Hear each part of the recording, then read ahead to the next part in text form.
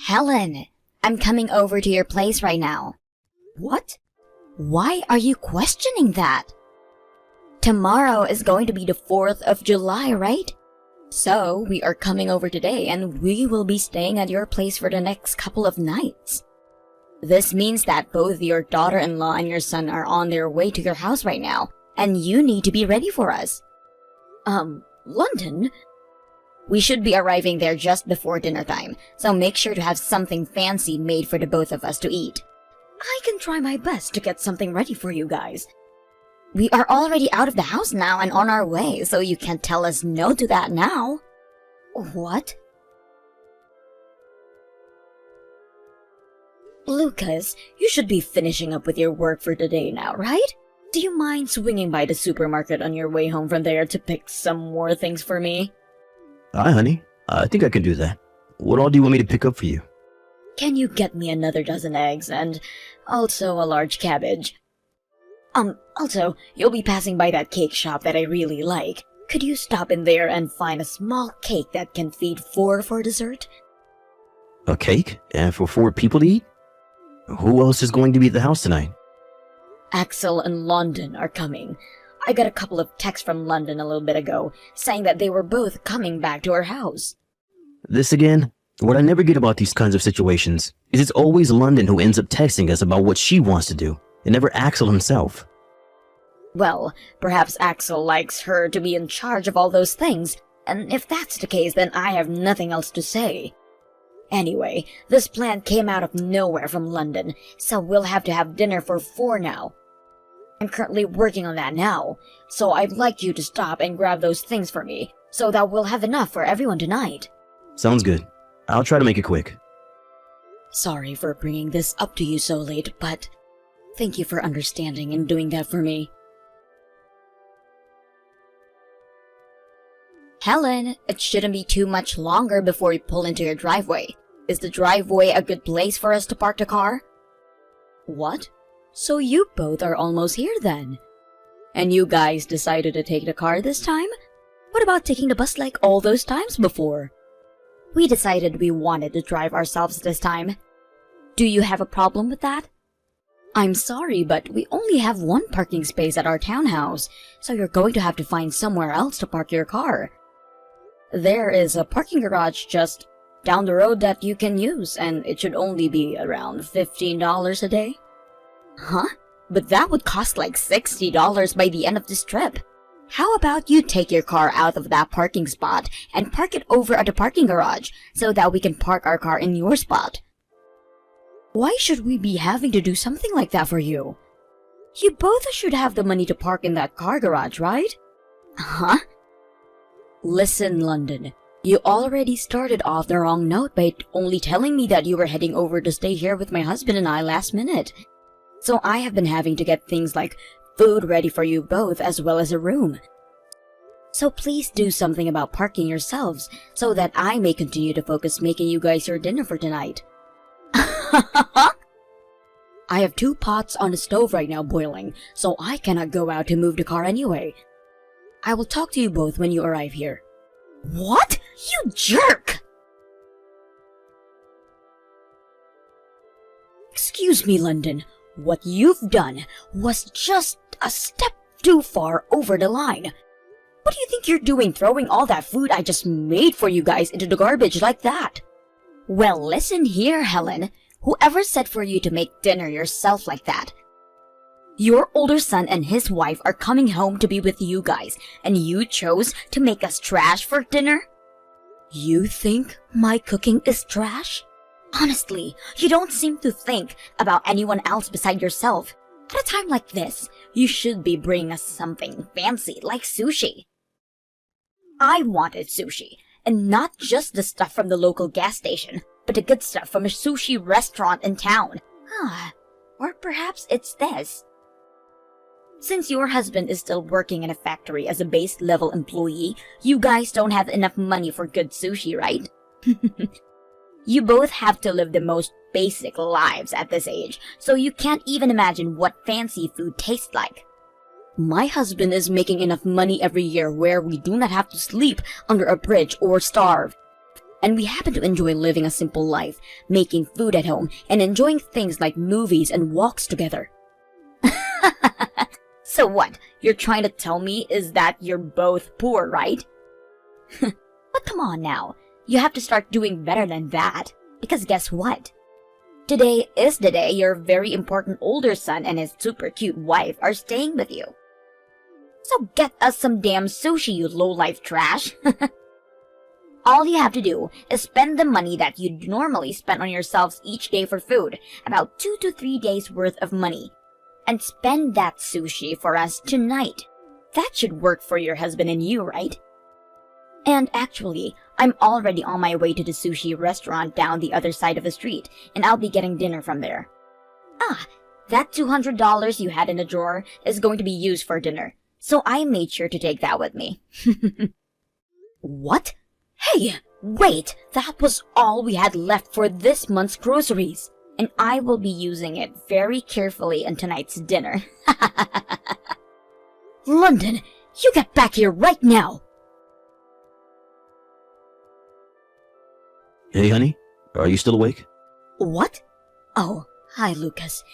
Yes, I'm still awake. You do realize I'm in the same house as you right now, so you don't have to text me if you want to talk. Just now, Axel came over to my office to chat with me. Did something happen to him? He came to hand me back that $200 that London took from us, and thought that he could hand it to me while she's not awake. Also, he has something he wanted to talk to us about. Originally, the plan was that he'd come back to our house in secret, without having London come along with him. But she ended up finding out about his plan, and so he had to make up a lie saying that the both of them would come to stay here for the 4th. And well, right now, Helen is sleeping in the next room over to my office, and so I don't want her to hear Axel and I talking, or me coming to talk to you. Ah, so that's why we're texting instead. Well, how about I get out of the bed and come to your office? You can do that, but be really quiet so that you don't wake her up, and please shut the door quietly when you come here. I'll make sure to turn on my noise machine to try and mute out our voices, and then we can talk about what to do with London. Understood. Hey, Helen! Get that damn bath ready for me! It's not even 10 in the morning yet and you're already yelling? The bath? I always get the bath every morning, and today will be no different. I never knew about that. Jesus! I came back pretty late last night and didn't get into the shower before I crashed, so you had to know that I'd be needing a bath this morning, right? Have you never had guests over to your house before? You need to be more considerate of me and make sure the bath is ready by the time I'm waking up. Ah, or could it be that you and your husband don't want to have the water and heating bill go up? And so that's why you guys never use the bath. That's exactly what I expected from two poor people. We are not as poor as you seem you want to think, London. But look, your husband is working in a factory. That makes the both of you lowlives. London, the only reason you married my boy is for his money, right? Huh? What's this all about? My son is working for a very large company at the moment, making a lot more than people his age. And to you, he is like the perfect ATM, right? But here's the problem. That wasn't quite the truth, and Axel actually ended up being a contractor to that company. So he isn't really making the amount of money you thought he was. And then you came to learn that his father is also not making as much as you'd like, since he's just working as a factory worker. Hence why you are now calling my husband and I lowlives, and saying we don't have any money to cater to you with either. You are upset right now, and you are a bit bummed out because your plan of marrying my son for his money didn't work out. And so, find that to be good reason to act like a jackass now. That's right! I was freaking lied to! I didn't know that your son was just a contractor there, and that your husband only works at a factory. What the hell is wrong with your family being some of the most moneyless people ever? You had never talked with my husband much until after you married Axel, so I won't blame you for not knowing everything about him. But when it comes to Axel, you and him had been dating for a long time before you got married, so how come you didn't learn the truth about this line of work then? What? Well, it's too late for an answer to that, to affect anything now, so I'll leave it be. From what I'd heard, you have no idea what it means to be a contractor, do you? Huh? How do I have no idea about them? Of course, there are plenty of contractors who aren't making as much as they should be in their line of work. But in the case of my son, he someday plans to have a company of his own. And in order to get experience to put towards that company, he is going around doing work as a contractor for a few different companies. Also, Axel happens to be very skilled in the work he performs, so he's already making more than average contractor does, with plenty of bonuses as well. Are you serious? And as for my husband that you always call a lowlife, he's in charge of a factory he works at. Uh-huh? After graduating from trade school as an operator, he went and worked for the factory he's now at for 3 years. After those 3 years, he was asked to do more training for larger operations and then worked as a manager of a shift there for a bit. And once some time had passed and the previous leader of that factory left, he was promoted and took over. And he's been doing that for 3 years now. What? No way. Do you have something you'd like to say about this? Hi,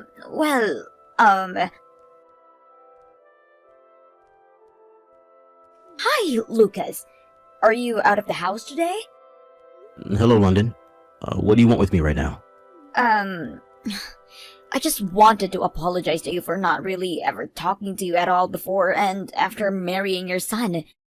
So, do you have time today to meet with me and chat? Well, if you have the time around noon, let's go out to eat and we can take your time talking to one another. Around noon, I don't have any plans out of the house and was thinking of having lunch at home with the family. What? Today is the 4th of July, and because of that, I was able to get the day off work. And that means I'm going to be home all day today. Ah. That also means my son and wife are with me. Do you understand? You're kidding, right? No matter what you try and do to get me to go out with you, this is the last day you'll ever be hearing from me. And I think the same goes for the rest of my family. The last day? Wait, does this mean what I think it means? You're going to be divorcing your wife? Huh? Oh no. That means things from now on are going to get a little more difficult for you, right? Well, if you still need me around, I'll be willing to live with you wherever you go. Shut the hell up. And get the hell out of my house, now! What? What the hell is going on? Your husband is a total asshole. He came out of his office and started to grab all my things and then tossed them out into the yard, yelling at me to get out of his house. Why the hell am I getting kicked out when it should be you getting kicked out of here in the divorce? Nobody ever said that I was getting divorced, though. The only person I'm aware of who will be going through that is you. What? You really seem to have done a great job lying to my older son, right? What are you talking about right now? There was a man you had been going out with before you married Axel, correct? That's a little... Well, Axel already had someone go and take a look at all that, and he has some great evidence now. Huh? You had planned on using my son as an ATM after marrying him, so that you could go out with that other man on more high-end dates. But when you started to try and get to who you thought was a weak man's money, he turned out to have a tight grip on his wallet. The only money you were able to manage from him was just enough to buy food for you guys while he was working, and that was it. So, you confronted him, and that's when he told you that he was a contractor, where you turned on him and started to complain about why he was giving you such a small amount of money, and that was all due with him being poor. But Helen...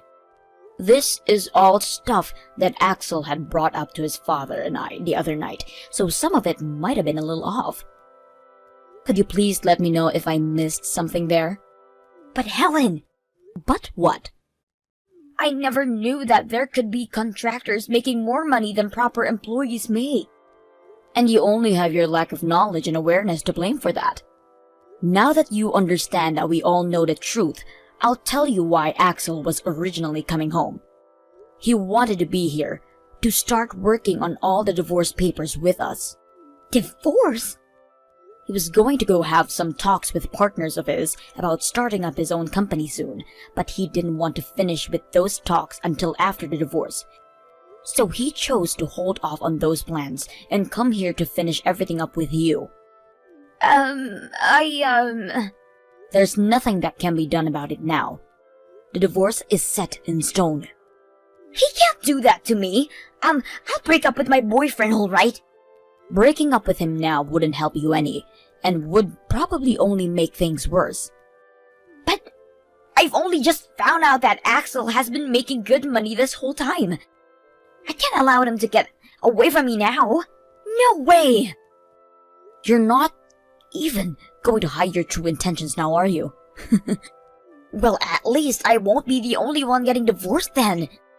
You're going to lose your husband soon as well, right?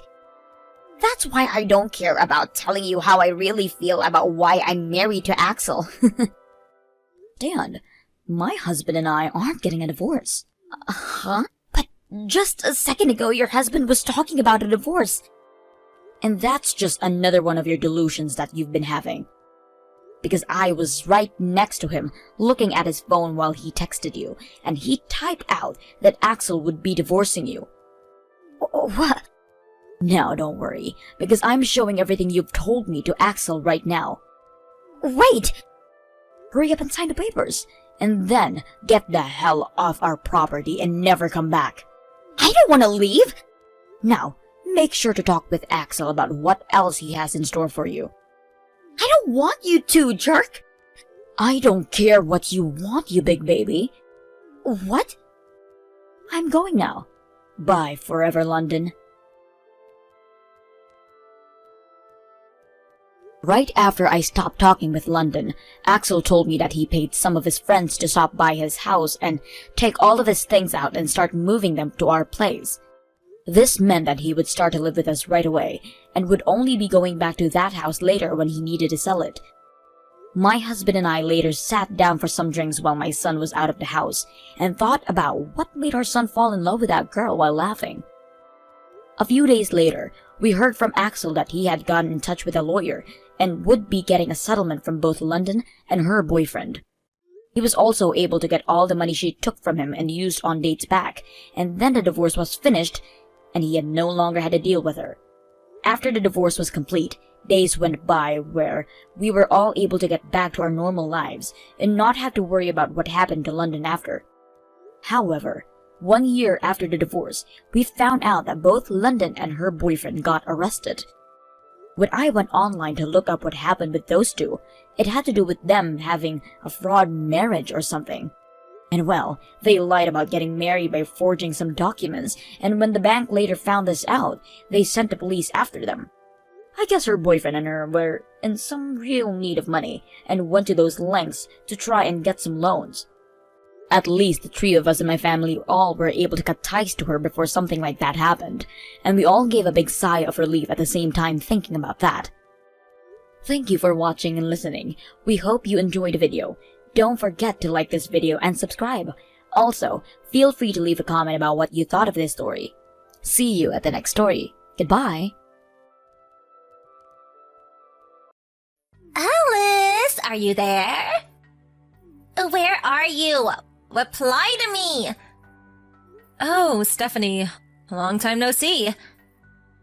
Never mind a long time no see. What do you think you're doing turning down my wedding invitation? You mean you're not coming? Huh? I invited you to my lavish wedding because I felt bad for you being a pitiful reject with no friends. And you had the nerve to send it back with the not attending box ticked? What the hell do you think you're doing? I'm busy that day. It's my wedding day, for heaven's sake. You should be dropping all your plans and rushing at the chance to give me and my fiancé your blessing. Isn't that what best friends are for? Best friends? Who? Me and you, obviously. Did you forget all about how close we were in college? There was you living out your days on campus in introverted solitude with a life less exciting than a pile of rocks. When I, the queen of all extroverts, unparalleled in beauty and popularity, was so kind to shine a beam of hope on your tragic existence and became your friend. You mean you just wanted me to hang out with you to make yourself look better? That hardly qualifies us as best friends. If anything, it just makes you a selfish narcissist. Anyway, Taylor is my best friend. Huh? Taylor? You mean that filthy peasant with no parents who's so poor she couldn't even afford to buy lunch? That Taylor? I'd prefer if you didn't talk about my friend that way. Isn't it the truth, though, lol? Anyway, enough of that. Let's get to business. I want to give you the maid of honor speech at my wedding. What? Plus, you can sing and play piano, right? I heard you were pretty good. I want you to perform for everyone after your speech. No, I made it very clear when I returned the invitation that I won't be attending. My schedule's full up. Well, you should make room in it to attend your best friend's wedding. Besides, why would you send me the invitation with less than a month to go until the ceremony? Even if I wanted to go, it'd be impossible on the timescale. Well, make it possible then. No, it's impossible because I have important business on that day I absolutely cannot get out of. What? You mean there's something more important than my wedding? That's exactly what I mean. Go on then, what is it? My boss's wedding. Seriously? You'd miss your best friend's wedding to go to some random guy from work's wedding instead? He's my boss, not some rando. And actually, he's a great guy who's always been there for me. I think it makes perfect sense to prioritize him over you. Are you saying I wasn't there for you back in college? You probably wouldn't have even made it through without me. The only thing I remember are your weird attempts to one-up me and put me down in front of everyone. No. Anyway, I can't help but feel that the only reason you sent me an invitation is because everyone else declined you. So you sent me one in an attempt to bolster the number, so that people who do attend don't realize everyone actually hates you. Sound accurate? It's not like that at all. I hit the bullseye, didn't I? I mean, come on, really? Best friends? Don't make me laugh. I'm done with this conversation. Good luck with your wedding. I'm sorry to contact you out of the blue like this. Am I right in thinking this is Alice's number?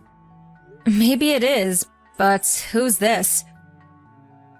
It's a pleasure to meet you. My name's Richard Bigglesworth. I'm your best friend Stephanie's fiancé. I apologize again for contacting you so suddenly, but I found your number on Steph's phone. I see. So, what could Stephanie's fiancé possibly want with me? I'll just come straight out with it. Why don't you attend our wedding? Huh? Surely you should be there to give your best friend your blessing on the most important day of her life. She broke down in tears. She invited you because she wanted her closest friend to be there on the happiest day of her life. It's a day that only comes around once, you know. But she said you suddenly returned the invite with not attending checked. I see. Like I told Stephanie, I have an urgent engagement on that day, so I can't come. Yes, and I'm telling you that the way you've gone about this is just wrong.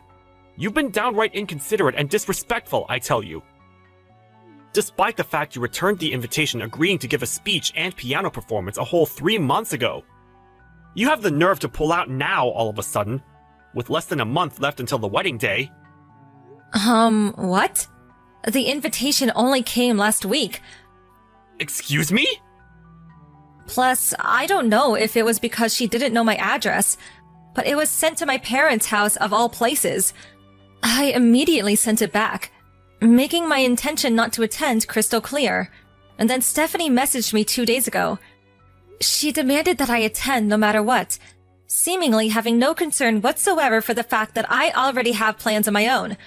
That was also the first I'd heard of the speech and piano performance.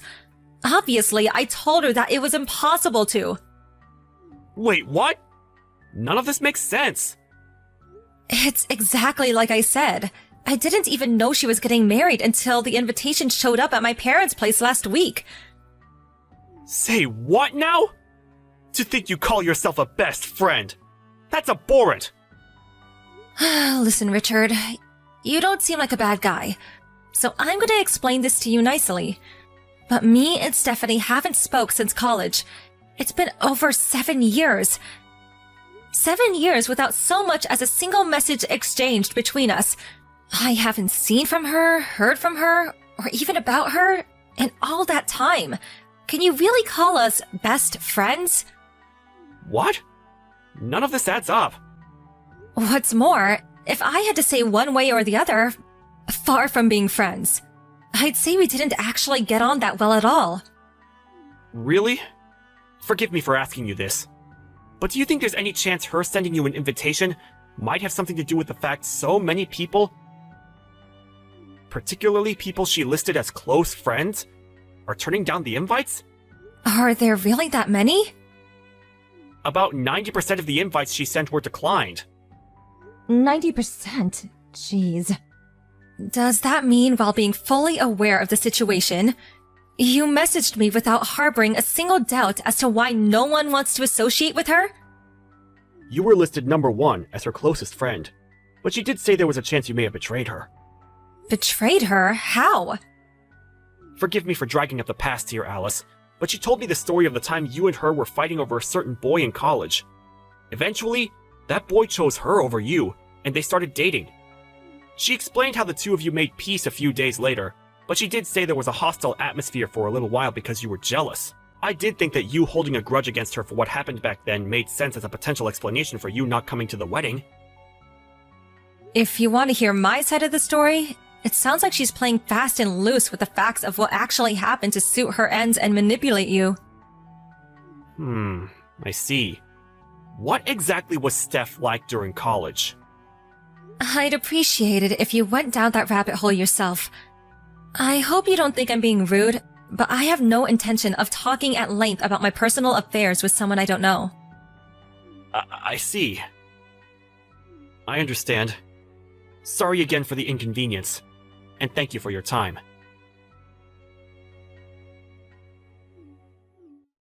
Alice, you scheming witch! What the hell did you say to him? What do you want? My fiancé broke off the engagement. You're behind this somehow. I know it. What did you do? I see. Well, I wouldn't exactly go as far as saying I did something. Why did he dump me then? Explain now! Your name was mentioned, Alice. I know you were involved. Don't think you're getting away with this. Listen, Steph. Richard's the one who contacted me. What? Why? He messaged me out of the blue and started giving me a hard time about not being able to attend the wedding. All I did was explain my reasons why. I also set him straight on the facts that me and you aren't best friends, or even regular friends, or acquaintances, and that in fact I've never liked you. After that, I politely requested he did his own research and leave me alone. What have you done? This is awful! Do you have any idea how much damage you've caused? You could have told a couple of white lies for me. What would have been the harm? Aren't we friends? No. Do you have any idea how many people you made cry in my immediate surroundings back then? What? As far as I know, and I suspect there are probably more, firstly, there's my best friend Taylor, my little sister, 2 of my classmates from college, plus 1 freshman and 1 senior, and finally me. That makes a grand total of 7. Every single one of us had our boyfriends stolen by you. When you were on a particularly rotten streak, you had 2 or 3 guys on the go simultaneously. Not only that, you strutted around campus with your head held high, boasting of your accomplishments to anyone who'd listen, and relentlessly mocking your victims. What was your favorite line again? Oh yeah, this is just how life is when you're as beautiful as me. The fact that you've just had your engagement broken off 7 years later suggests to me that you probably haven't changed your ways since becoming an adult and entering society. It's not my fault guys want me. If anything, it's their fault for not leaving me alone. Were you born completely devoid of reason? What? I remember how you used to strut around flirting with other guys even when you knew they have girlfriends. Or how you'd welcome the advances of other guys even when you already had a boyfriend or boyfriends.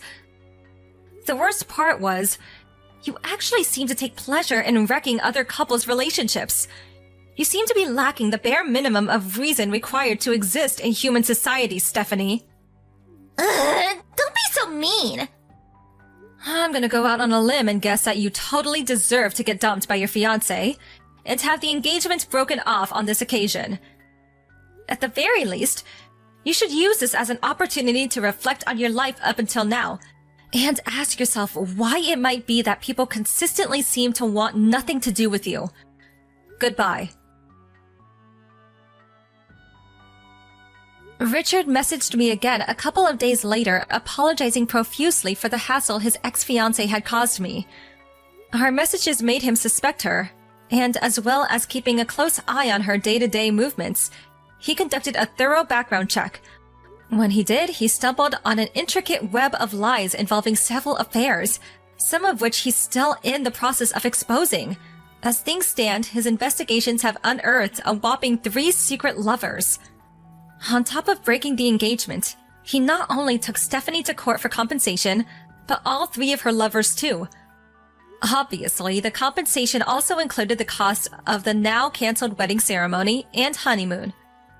It turns out their own wedding was intended to be quite the extravagant affair, the total cost amounting to somewhere in the region of an unbelievable $70,000, including the damages owed for the 3 affairs. She now owes over $76,000, and not being partially well off financially, is now desperately trying to claw her way out of self-induced debt hell. I don't know whether it's because she's super poor now, but my best friend Taylor said she saw her disappearing into a crowd of people the other day, wearing ripped clothes that looked like they hadn't been washed in weeks, and clutching some half-eaten bread crust like her life depended on it.